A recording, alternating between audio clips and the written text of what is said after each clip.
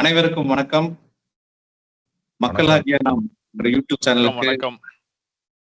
அனைவருக்கும் வணக்கம். மக்களாகிய நாம் யூடியூப் சேனலுக்கு எல்லோரையும் வரவேற்பதில் பெருமகிழ்ச்சி அடைகிறோம். தொடர்ந்து உங்களுடைய ஆதரவையும் கருத்துக்களையும் தெரிவித்து எங்களை மென்மேலும் மெருகேற்ற வேண்டும் என்று தாழ்மையுடன் கேட்டுக்கொள்கின்றோம். வழக்கம் போல சப்ஸ்கிரைப் பட்டன் அமைக்கிங்க, பெல் பட்டன் அமைக்கிங்க. சாங்கியை முடிச்சு சென்ற வாரத்துல முக்கிய நிகழ்வுகளை பத்தி இப்ப நாம விவாதிக்கலாம். சென்ற வாரத்துல முக்கிய நிகழ்வுன்னு பாத்தீங்கன்னா சட்டமன்ற தொடர் தான் ரொம்ப பிரதானமா இருந்துச்சு. முன்பு வரலாற்றில் இல்லாத அளவுக்கு சட்டமன்ற நிகழ்வுகளை பொதுமக்கள் நிறைய பேர் பார்த்தது இந்த முறை ஒரு பெரிய நியூஸா இருந்துச்சு. சட்டமன்றம் அப்படின்னு சொன்னாலே அது முன்னாடி எல்லாம் பயங்கர நேரடி நிகழ்வா இல்லை. ஆனா புத்தகங்கள்ல படிக்கும் போது அண்ணாதுரை அவர்களுடைய சட்டமன்ற பேச்சுக்களும் அவருடைய இதுவும் தான் ரொம்பவும் ரசிக்கும்படியாகவும் நல்ல படிக்கிறதுக்கு ஒரு கட்டுரை மாதிரி புக்கு மாதிரி நல்ல இன்ட்ரெஸ்டிங்காகவும் இருக்கும்னு சொல்லுவாங்க. காமராஜர் காலத்துல திட்டங்களை தீட்டினாங்களே தவிர அது ஒரு நல்லா இருக்கும். பட் ஆனா அதை ரசிச்சு பாக்குற மாதிரி இருக்காது. அண்ணாதுரை தான் இனிமையாகவும் பேசுவாரு, கருத்தோடையும் பேசுவாருங்க. அந்த பாரம்பரியத்துல இருந்து வந்ததுதான் திமுக அதிமுகங்கிற ரெண்டு கட்சிகளும். அன்னைக்கு இருந்த நெடுஞ்செழியன் ஆகட்டும், அன்பழகன் ஆகட்டும், அவர்களுடைய பின்தொற்றி வந்த முரசொலிமாறன்ல இருந்து எல்லாருமே பார்லிமெண்டேரியனாகவும் சட்டசபையில நல்லா பேசக்கூடியவர்களாகவும் ஜொலித்தது வந்து அண்ணாதுரை போட்ட அந்த விதைதான் காரணம். வைகோ கூட பெஸ்ட் பார்லிமெண்டரியனா நிறைய தடவை பெர்ஃபார்ம் பண்ணியிருக்காரு. அதுக்கெல்லாம் காரணமே அண்ணாதுரையோட விதைகள் தான். அதே பாரம்பரியத்தை ஃபாலோ பண்ணி தான் அடுத்தடுத்த நிகழ்வுகள் வந்துச்சு. சில கால சம்பவங்கள் பிற்காலத்துல வந்து டைலூட் ஆகி கொஞ்சம் சட்டமன்றத்திலே நிகழ்த்தக்கூடாத சில சம்பவங்களும் தமிழக சட்டமன்றத்தில் நிகழ்ந்துச்சு. அதெல்லாம் பழைய கதை. எப்பவுமே தமிழக சட்டமன்றத்துல வந்து நிறைய வந்து கஷ்டமான நிகழ்வு எல்லாம் நிறைய நடந்திருக்கு. மைக்க தூக்கி அடிச்சதுல இருந்து, ஒருத்தரை மாத்தி மாத்தி கெட்ட வார்த்தையில் திட்டிக்கிட்டு இருந்து, புக்க தூக்கி அடிச்சதுல அந்த கவுண்டமணி ஒரு படத்துல சொல்லுவார்ல, முடிய புடிச்சு இழுத்ததுல இருந்து, முறை மாமனா ஏதோ ஒரு படத்துல சொல்லுவாரு, முடிய மட்டுமா புடிச்சு இழுத்தாங்க. அது இல்ல ராஜேஷ் சொன்ன மாதிரி அண்ணாதுரை அவர்கள் இருந்த சட்டமன்றம் அந்த மாண்புகள். ஆனா நமக்கு சட்டமன்றம் தெரிய ஆரம்பிச்சது வந்து முடிய பிடிச்ச இழுத்த காலத்துல இருந்துதான். அதனால மாண்புகள் வந்து நமக்கு டெஃபினிஷன் அப்படிதான் ஆரம்பிச்சது. பட் எனிஹோ இந்த வீக் என்ன நடந்துச்சுன்றத நம்ம ஆனா கடைசி 5 வருடங்கள்ல இப்ப பாத்தீங்கன்னா இந்த ஆளுநர் உரை அப்படிங்கறதே ஒரு சர்ச்சைக்குரிய விவாதமா போயிடுச்சு. அது என்னமோ இந்த இருந்த ஆளுநரும் சரி, அப்ப இருந்த முதல்வர்களுக்கும் சரி ஒரு போராட்டமாகி இப்ப வந்து கடைசியில் என்ன ஆயிடுச்சுன்னா, ஆளுநர் நல்லபடியாக உரையாற்றி ஆளுநர் மாளிகைக்கு கௌரவத்தோட அனுப்பிச்சு வச்சாங்கிறத நியூஸா போடுற அளவுக்கு வந்துருச்சு. பட் எனிவே இந்த நியூ கவர்மெண்ட் வந்துருச்சு. அந்த ஆளுநர் உரையும் நன்றாக இருந்துச்சு. இதுக்கடுத்து இந்த சட்டமன்றத்தினுடைய நாயகராக இருக்கக்கூடிய சபாநாயகருடைய இது எப்படி இருந்துச்சுன்னு நீங்க உங்களோட கருத்துக்களை ஷேர் பண்ணுங்க. ஒரு ஜேசிடி பிரபாகரன் சார் வந்து அவரு இப்ப இருக்க சபாநாயகர் 80ஸ்லயே எம்எல்ஏ கேண்டிடேட் வில்லிவாக்கத்துல நினைக்கிறேன். ஒரு இன்ட்ரெஸ்டிங்கா தான் இருந்தது. ஏன்னா நம்ம லாஸ்ட் 2 சீசன்ல சீசன் வருது பாருங்க, சட்டமன்றம் பிக் பாஸ் மாதிரி போனதுனால ஒரு சீசன்ற ஃபீல் வந்துருச்சு. ஏன்னா நம்ம இவரு ஜெயக்குமாரை பார்த்திருக்கோம் அம்மா காலத்துல. அவர் கொஞ்ச நாள் சபா இதுல இருந்தாரு. அப்புறம் அவரு பேர் என்ன, நம்ம இப்ப இருக்க தனபால் அவர்கள், தனபால் அவர்களை பார்த்திருக்கோம். அவங்கள கொஞ்சம் சாஃப்ட் ஸ்போக்கன். அப்பாவு வந்து நல்லா இன்னொரு மினிஸ்டர் மாதிரியே தான் அவரோடது இருந்துச்சு. அவரே ஆமா மினிஸ்டர் பதில் சொல்றதுக்கு முன்னாடி அவர் பதில் சொல்லுவாரு, அந்த மாதிரி இருந்தது. இப்ப இவர் வந்து 2 சைடுமே ஓரளவுக்கு பேலன்ஸ் பண்ணி கொண்டு போனாரு. ஏன்னா இந்த பக்கமும் புதுசு டிவிகே சைடும், டிஎம்கே சைடு சீனியர்ஸ். ஸோ அதை பேலன்ஸ் பண்ணி இவங்க தப்பு பண்றப்ப ஆதவர்ஜனா பண்றப்ப ஈவன் சிஎம் கூட சிலதெல்லாம் பாயிண்ட் பண்ணி சொன்னாரு. நல்லா இருந்தது. இந்த நம்ம இப்ப 2-3 நாள்களா அதை பார்த்தது வந்து அவரோட அந்த நடுநிலைத்தன்மை ஓரளவுக்கு இருந்ததுன்னு தான் சொல்லுவேன். இல்ல அவர்கிட்ட ஒரு சின்ன ரெஸ்பான்சிபிலிட்டி தெரியுது. அதாவது நிறைய புது எம்எல்ஏகள்லாம் இருக்கிறாங்க அப்படின்றதுனால அதை வந்து கரெக்டா கொண்டு போகணும், கொஞ்சம் எல்லாரையும் வந்து ரைட் ரூட்ல வந்து அவங்கள இது பண்ணணும்ன்றதுக்காக ரொம்ப மெனக்கெடுறாரு. நீங்க சொன்ன மாதிரி ஓரளவுக்கு ஃபேரா 2 சைடுக்கும் ஃபேரா நடந்துக்கதான் பாக்குறாரு. ஏதாவது பாயிண்ட்ஸ் வந்தா வந்து தேவையில்லாம பேசினா ஆதவ ஜெனியர்ஸ் ஒரு இடத்துல ஆதாரம் எல்லாம் பேசாதீங்க உட்காருங்க அப்படின்ட்டாரு. ஆமா, ஸோ ஆளுங்கட்சியே கண்டிச்சார். நல்லா இல்ல அது இருந்துச்சு. ஒரு வீடியோ பார்த்தேன். இந்த இப்பதான் எல்லாத்தையுமே மீம் மெட்டீரியல் ஆக்கிடுவாங்கல்ல பசங்க. நம்ம நம்ம இவரு சபாநாயகருக்கு வந்து ஒரு பூக்கின்னு ஏதோ டேர்ம் யூஸ் பண்றாங்க. அது என்னன்றத வேற ஆமா, பார்க்கணும். பூக்கி. பூக்கி நல்லா கியூட் ஃபேஸ் போல அந்த அர்த்தம் தெரியல. அதை செக் ஆமா, பண்ணணும். நல்லா திடீர்னு அழகா இருக்கும். நல்லா இருக்காரு. திடீர்னு எந்திரிச்சு ஒரு அதட்டு போடுறாருயா, அட்டி வெளுத்துருவே உட்காரியா இல்லையான்ற சும்மா மாதிரி அந்த அப்படி மட்டும் பாடாத விடு அப்படின்ட்டாரு. பொசுக்குன்னு. இல்ல பொதுவா இப்பன்னு இல்ல, சட்டமன்றம் கூடுறதுக்கு முன்னாடி எம்எல்ஏக்களுடைய கூட்டத்தை ஒவ்வொரு கட்சியும் கூட்டுவாங்க. அதிமுக, திமுக, ஒரு 10 காங்கிரஸ் எல்லாருமே ஒரு கூட்டம் கூட்டுவாங்க. அந்த கூட்டமே எதுக்குன்னா ஒரு மாக் ட்ரையல் பண்ணிடுவாங்க. அதாவது சட்டமன்றத்துல புதுசா நிறைய மெம்பர்ஸ் வந்திருப்பாங்க, பழைய ஆள்கள் கம்மியா இருந்திருப்பாங்க. அப்ப சட்டமன்றத்துடைய எப்படி பண்ணணும், எப்படி உட்காரணும், எந்த மாதிரி எப்படி எப்படிலாம் ரியாக்ட் வம்பளுக்கணும். பண்ணணும், நம்ம என்ன சொன்னா நீ என்ன செய்யணும் அப்படிங்கிறதையும் ஒரு ட்ரையல் கொடுப்பாங்க. ஆனா இந்த தடவை பாத்தீங்கன்னா நிறைய நியூ கமர்ஸ், கவர்மெண்டே புது கவர்மெண்ட், சிஎம்ல இருந்து எல்லாருமே புதுசா உள்ள வந்திருக்காங்க. சோ அதனால இவங்க ஒரு மாக் ட்ரையல் பண்ணியிருக்காங்க. அதே மாதிரி இவங்களும் நிறைய இது பண்ணி ஓரளவுக்கு தாவேக்கா அந்த இடத்துல பெர்ஃபார்ம் பண்ணதை தான் பாக்குறேன். ரொம்ப இல்லாம ஒரு ஜெனியூனா நல்லா இல்ல பண்ணிருக்காங்க. ஆமா அது கட்டாயம் ஒரு அக்ரி புதிய பண்றேன். கட்சி இவ்வளவு தூரம் பெர்ஃபார்ம் பண்றதே ஒரு நல்ல விஷயம் தான். சரி இன்னொன்னு வந்து இப்ப டிஎம்கே சைடுன்னு பாத்தீங்கன்னா இப்ப நான் 40+ மெம்பர்ஸ் இல்லையா, இங்கிட்டு ஆமா, வந்து ஏடிஎம்கே அப்புறம் ஏடிஎம்குள்ள டிவிகே அந்த மாதிரி ஆயிப்போச்சு இப்ப. ஸோ அதனால தாவேக்கா அணி. ஒன்றும் அதனால அது எல்லாமே இது கவர்னர் உரை தான். என்ன ஆஸ் இட் இஸ் நம்ம எதிர்க்கட்சி தலைவர் உதயநிதி ஃபைனலா பேசுறப்பயும் அவர் சொன்னது வந்து ஸ்கிரிப்டட்னாரு. ஆனா அவரு முதல்வர் பேசுனது வந்து ஸ்கிரிப்டட் உரைன்ற மாதிரி ஒரு கமெண்ட் கொடுத்தாரு. ஆனா அவர் பேசுனதுமே கையில பேப்பர் வச்சுட்டு தான். அது ஒண்ணும் தப்புலாம் சொல்ல முடியாது. இல்ல அவர் அது ஸ்கிரிப்டட்ன்றதே அவர் பார்த்துதான் படிச்சாரு. அவரோட ஸ்கிரிப்ட்ல படிச்சாரு. இல்ல அதுதான் இல்ல அப்படி பொதுவா இருக்கிற இல்ல அதுக்கு இல்ல ஒரு தைரியம் வேணும்ல. என்ன இப்ப அந்த டிஎம்கே இவரு பிளட்ன்றது கரெக்டா இருக்குல்ல. முன்னாள் கையில ஒரு முதல்வராக ஸ்கிரிப்டட் இருக்கக்கூடிய இல்ல நான் அதை சொல்லிக்கிறேன். அதாவது டிஎம்கே பிளட்ன்ற அந்த தைரியத்தோட அவர் பேசுறாரு உதயநிதி. ஏன்னா கையில ஸ்கிரிப்ட் பேப்பரை வச்சுக்கிட்டு அவர் பேசிக்கிட்டே சேமே அவர் ஸ்கிரிப்டட் உரை பேசுறாங்கன்னு சொல்றதுக்கு ஒரு கெத்து வேணும். மேலே அவர் கெத்து தான். கெத்து அவர் படமா இல்ல இல்ல ஆமா, அவர் அவர் படம் படம் தான். தான். அவர் படம் அவரோட தானே. படம் தான். அவரோட படம் தான். கரெக்டா டைமிங் அது கரெக்டா வந்துருச்சு. டைமிங்கா சொல்லிட்டீங்க. இல்ல இப்ப ஸ்கிரிப்டட்ங்கிற பொறுத்த வரைக்கும் இவங்க முன்னாள் முதல்வரான அம்மா ஜெயலலிதா இருக்கட்டும், மூதறிஞர் கலைஞரா இருக்கட்டும், இவங்க எல்லாம் வந்து ரொம்ப நாள் எக்ஸ்பீரியன்ஸ்டான ஆளுங்க. இருந்துமே சட்டமன்றத்துல ஒரு ஸ்பீச் கொடுக்கையில சரியான விஷயத்த சொல்லணும் அப்படிங்கிறதுக்காக ஒரு குறிப்புகள் இருக்கும். சில நேரத்துல அதுவே எந்த ஸ்கிரிப்டடா தான் இருக்கும். எந்த சிஎம்மே அவங்களோட ஸ்கிரிப்ட் இல்லாம படிச்சது. அவங்களோட எக்ஸ்பீரியன்ஸுக்கு அவங்க ஸ்பான்டேனியஸா திருப்பி அடிச்சிருவாங்க. ஒரு ஏதோ ஒரு கோரிக்கை வருது, ஏதோ ஒண்ணு வருதுன்னா டக்குன்னு பதில் சொல்லுவாங்க. அத முதல் சட்டமன்ற கூட்டத்தொடரிலே விஜய் கிட்ட எதிர்பார்க்கறதுங்கிறது ரொம்ப அதிகமான எதிர்பார்க்கறது தான். எடுத்தோம்னா ஸ்டேட் ஃபர்ஸ்ட் எடுத்துருவான்ற மாதிரி தான். அது இல்ல அது தேவையும் இல்ல இல்ல. இது என்ன இவங்க என்ன பேச்சு போட்டியா நடக்குது? கரெக்ட். இல்லையா? அவருடைய செயல்பாடுகள் தான் பேசப்படுறதே தவிர அவர் பேசணும் அவசியம் இல்லை. இன்னொன்னு வந்து இவரு சிஎம் பேசின ரெஸ்பான்ஸ் வந்து நிறைய ஒரு வாதங்கள் இதெல்லாம் போச்சு. அவர் பண்ண அந்த குட்டி ஸ்டோரி ஆகட்டும், இல்ல அந்த ஒரு ஆக்ஷன் அது பண்ணதாகட்டும், அது சரியா பர்சனலா வந்து அதை தவிர்த்திருக்கலாம் அப்படின்றது வந்து மெயினா அந்த சைகை பண்ணது அந்த குட்டி ஸ்டோரி வந்து தவிர்த்திருக்கலான்றதுதான் என்னோட ஒப்பீனியன். ஹோப்ஃபுல்லி உங்களுக்கு அதே ஸ்டாண்ட் தான் நினைக்கிறேன்.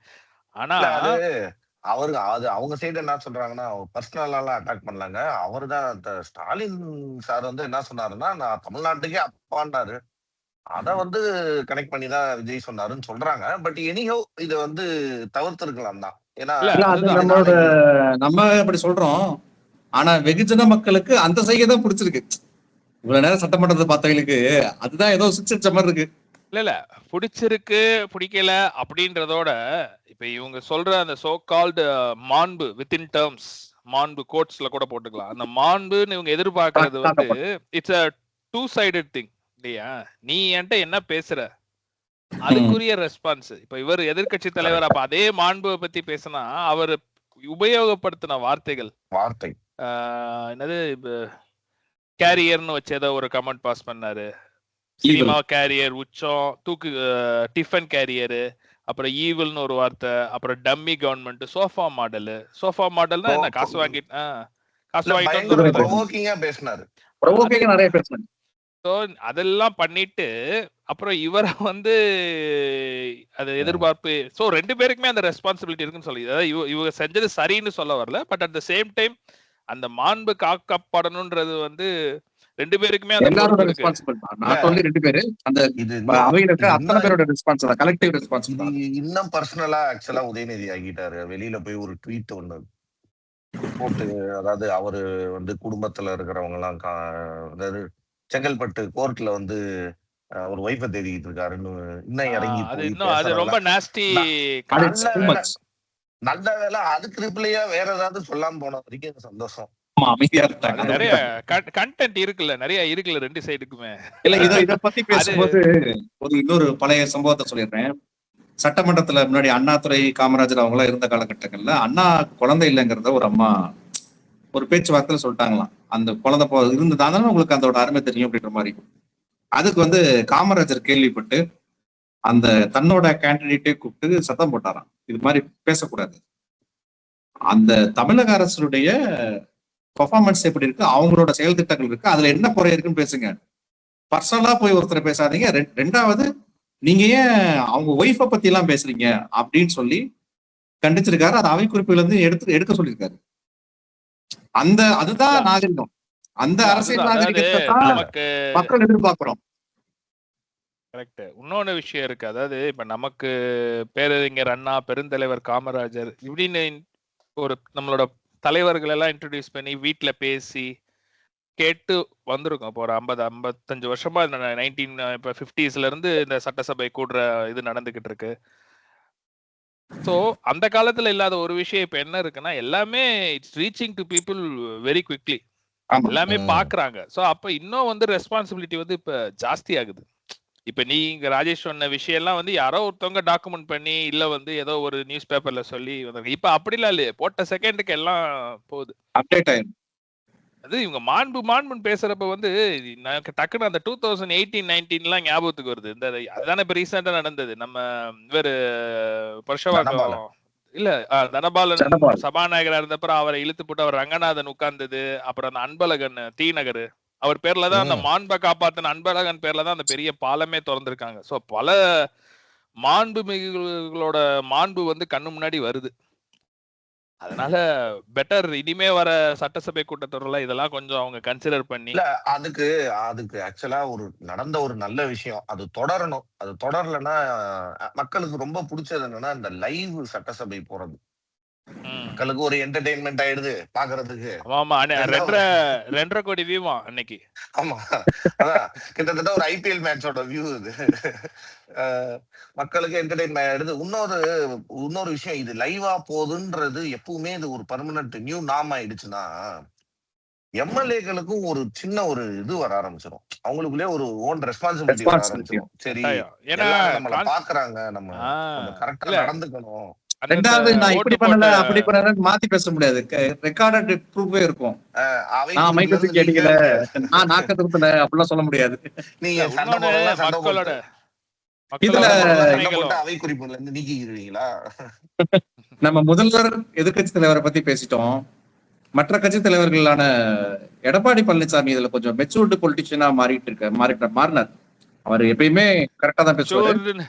மெச்சூர்னு மாறினாரா, பார்ட்டி ஃபண்ட் எதுக்கு நம்ம உள்ள போனோம், அடிச்சுக்கிட்டோம் நம்ம கம்முன்னு இருந்துடலாம். ஒரு முதலமைச்சர் முதல் தடவை சட்டமன்றத்துக்கு வராரு, அவர் பேசும்போது குறுக்கிடக்கூடாது, அவர் என்னதான் பேசுறாரு அப்படின்னு உட்கார்ந்து கவனிக்கிறதுங்கிறது ஒரு அரசியல் நாகரிகம். அதை முழுசா உட்கார்ந்து ஃபுல்லா கவனிச்சாரு.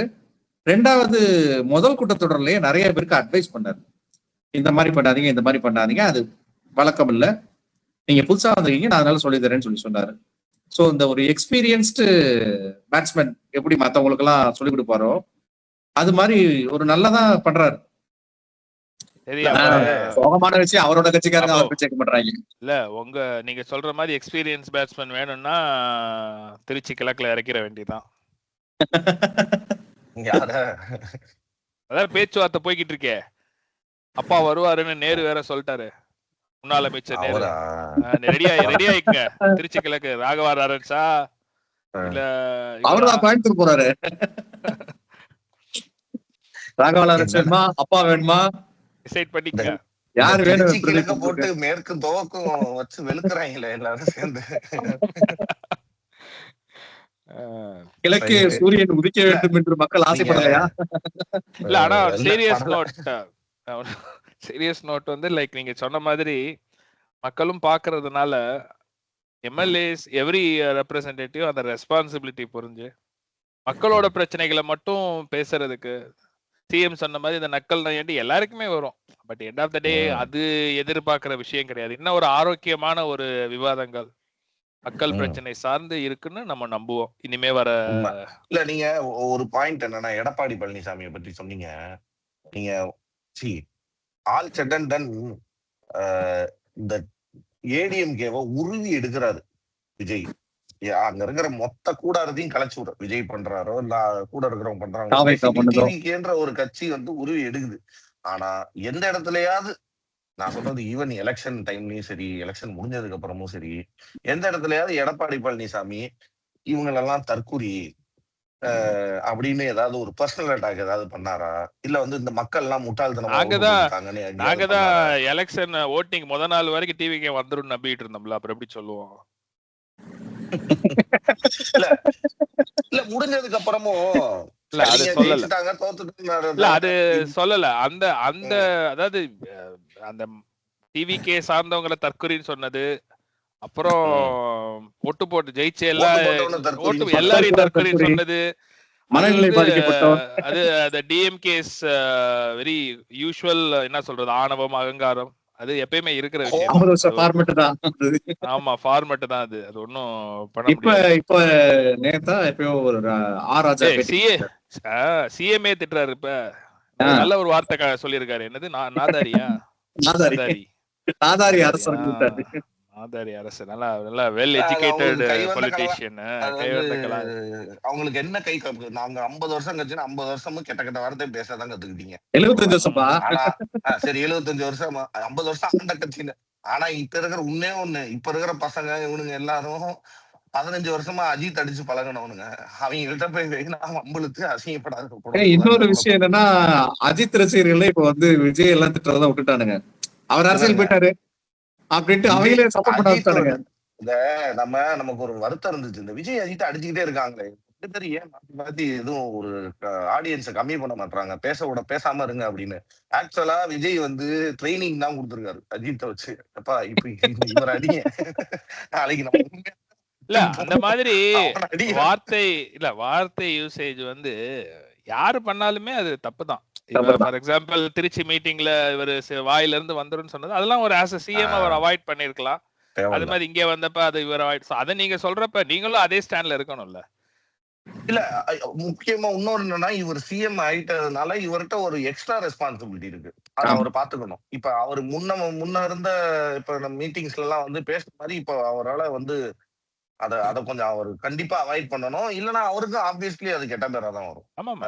அவரோட ஃபாலோவர்ஸ் அதிகம், அதனால அவருக்கும் அந்த ரெஸ்பான்சிபிலிட்டி கொஞ்சம் அதிகம். உண்மை. எனக்கு என்ன ஞாபகம் இருக்கு, மதுரையில எல்லாம் அந்த இவரோட மீட்டிங் ஒரு தடவை பாத்திருக்கேன். தீப்பொறி ஆறுமுகம் பொன்மொழிகள்லாம் அடிச்சு வீசினாரு. இப்ப ராஜாலாம் வந்து ஒரு மதிப்புக்குரிய பார்லிமெண்டேரியன் திரு ராஜா அவர்கள் அட்வொகேட் தானே அவரு, லாயர் ராஜா. ஆமா இப்ப அவர் அந்த ரேஞ்சுக்கு போவார் போல இருக்கு. சிவாஜி கிருஷ்ணமூர்த்தி ஓவர்டேக் பண்ணிட்டு போயிட்டு சிவாஜி கிருஷ்ணமூர்த்திக்கு அவருக்கு தான் டஃப் ஃபைட். இல்ல அதே மாதிரி உதயநிதியுமே அவரு அவர் நம்ம பேசின மாதிரி அவரு நல்லா பேசுறாரு. ஆக்சுவலா உதயநிதி பொறுத்த வரைக்கும் ஸ்டாலினை விட நல்லா பேசுறாரு. உண்மைதான். அது கரெக்டா. சினிமா நடிகர் தானே. இல்ல சினிமா நடிகர் தானே. இல்ல சிஎம் அதுதானப்பா சொல்றீங்க.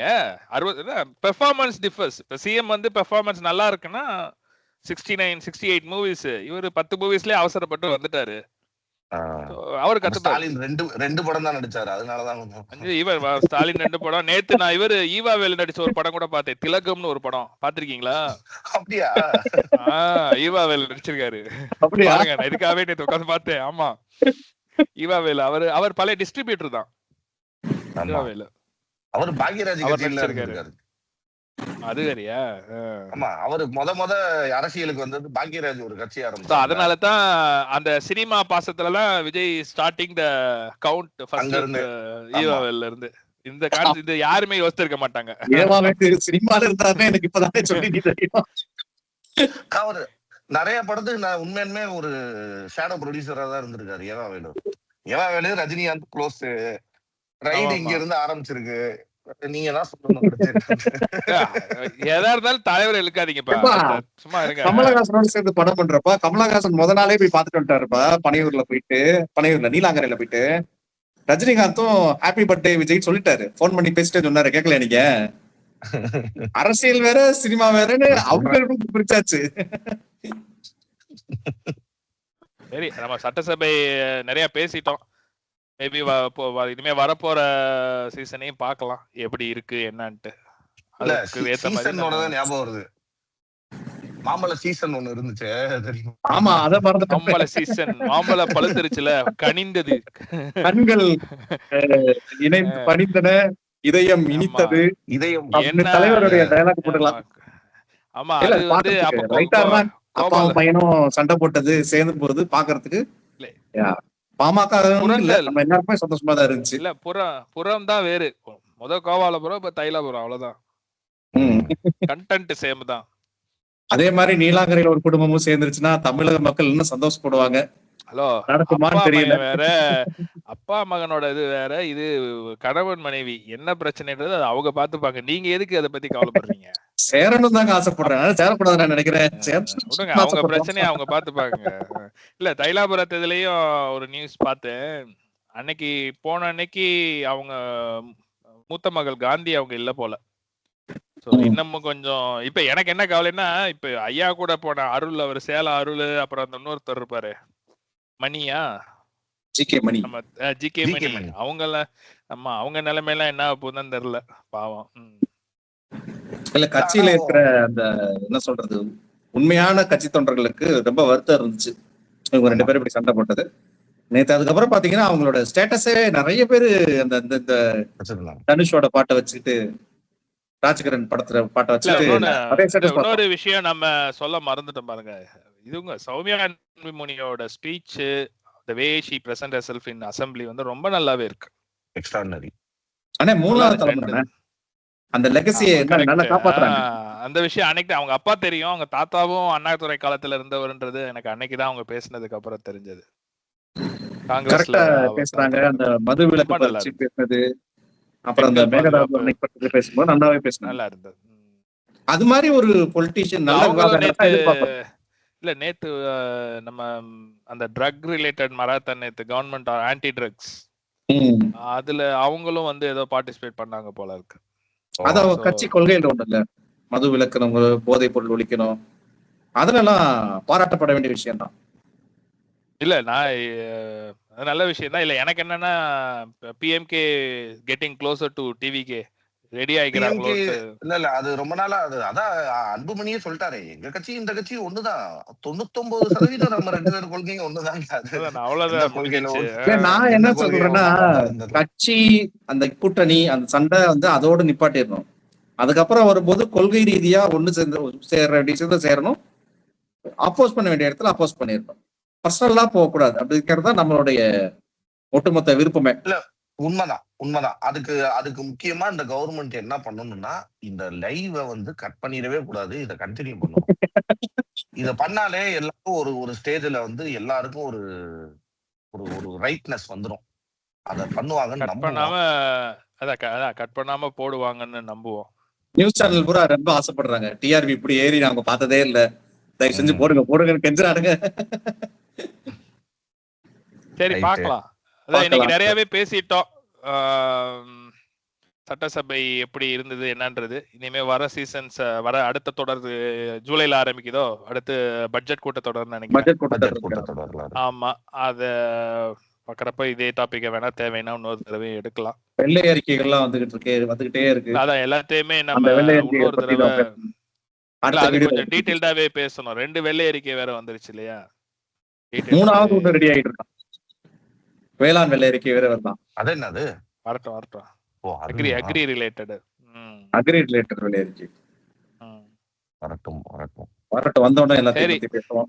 இன்னைக்கு உங்க நேரத்தை ஒதுக்கி இத பேசுனதுக்கு நன்றி. அப்படியே நம்ம நேயர்களுக்கும் நம்ம நன்றியை தெரிவிச்சுக்கலாம். நன்றி. சீக்கிரமே அடுத்த விவாதத்துல சந்திக்கலாம். நன்றி, வணக்கம். வணக்கம். வணக்கம்.